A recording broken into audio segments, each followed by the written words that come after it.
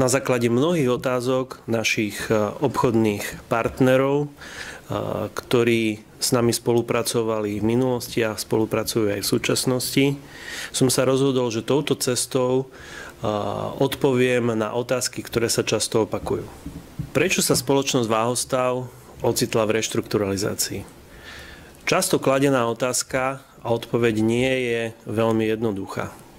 Do spoločnosti Váhostav som nastúpil 1.10., kedy už spoločnosť mala podaný návrh na reštrukturalizáciu a z analýzy, na ktorú som mal čas zhruba 2 týždne, mi vyplynulo, že spoločnosť bola v takej zlej finančnej kondícii, že v podstate nebolo iné riešenie ako konkurs alebo reštrukturalizácia. Z tohto pohľadu si myslím aj dnes, že výhodnejšia pre všetkých bola reštrukturalizácia. Stav, ktorý bol v spoločnosti pred reštrukturalizáciou, už nebol dlhodobo udržateľný. Spoločnosť mala veľmi veľa záväzkov po lehote splatnosti a nevedela ich reálne splácať. Znamenalo by to, že jednotliví veritelia by postupne začali podávať na spoločnosť návrh na konkurs a proces by sa nezvratne blížil k svojmu koncu. Čo to znamená zlá finančná situácia?